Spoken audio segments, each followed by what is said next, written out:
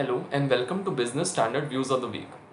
What are the crucial questions we need to answer about India's place in a world of shifting power equations? How can the world finally put the COVID pandemic behind it? Is the Taliban takeover of Afghanistan an unmitigated disaster for India? Subscribe to Business Standard and read this week's top opinion pieces to find out. We start off with an incisive piece about a world in transition and India's place in it. America's hasty withdrawal from Afghanistan. China's continuing accumulation of wealth and power, Russia reasserting itself along its periphery, and the re-emergence of the Quad. What do all these developments mean for the world and India? How might things shape up going forward? While providing clarity by way of possible answers, TN Nina's latest column ends with perhaps the most vital question that Indian policymakers need to answer if the country is to secure its future. While time alone will reveal how successfully India navigates the choppy waters of a changing world. For now, we have more immediate concerns that need to be addressed urgently. On that note, lockdowns, masking, and social distancing to limit the spread of infection have been a daily experience since early 2020, and the end to it still seems far away. Which country has handled the pandemic well?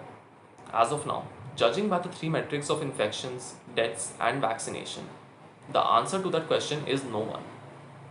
In his latest column, Naushad Forbes reveals the three things we must do to have a different answer by the end of this calendar year and to exit the COVID pandemic. After having paid a heavy price in lives lost, it is everyone's sincere hope that the pandemic will end soon. However, India's response to COVID is still a work in progress and much remains to be accomplished. Speaking of unfinished tasks, there's another clutch of issues that India needs to urgently address to secure its long term economic health. Our next piece delves into this matter. It's vital that India gets its banking sector in order if it wants to enjoy higher growth rates. The Insolvency and Bankruptcy Code is a very important mechanism needed for achieving that goal.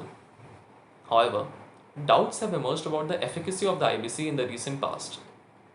Valid questions have also been raised about the poor commercial wisdom the lenders have displayed in many cases.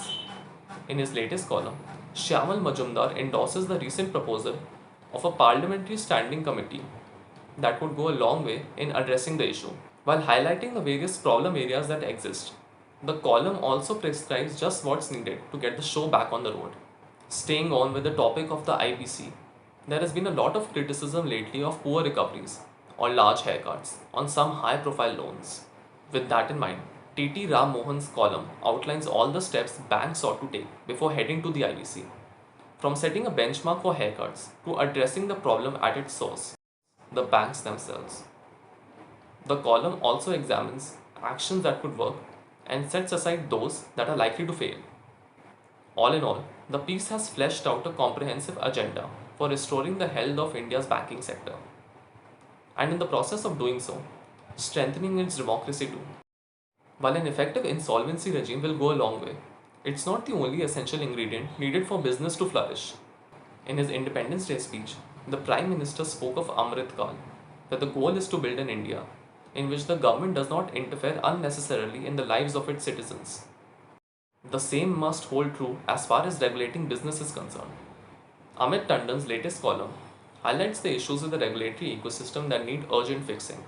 It also suggests the actions we can take to ease doing business and minimize the role of the government.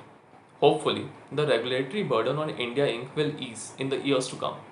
For now, we have some good news. International trade is recovering at a faster pace with a rebound in the global economy, and India is reaping the benefits. Meanwhile, there has been a welcome change in the thinking of the government with regard to trade policy. Highlighting what this reset is all about, Business Standard points out what the government needs to do in the near term to ensure a higher growth trajectory in the long run. Hopefully, we will move towards a more open economy and away from protectionism in the years to come.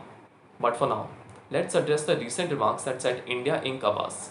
In widely reported comments at a Confederation of Indian Industry event recently, Union Minister of Commerce and Industry Piyush Goyal indicated that, in his opinion, some Indian companies were not behaving with the national interest in mind. Business Standard examines what these remarks reveal about the government's relationship with the private sector.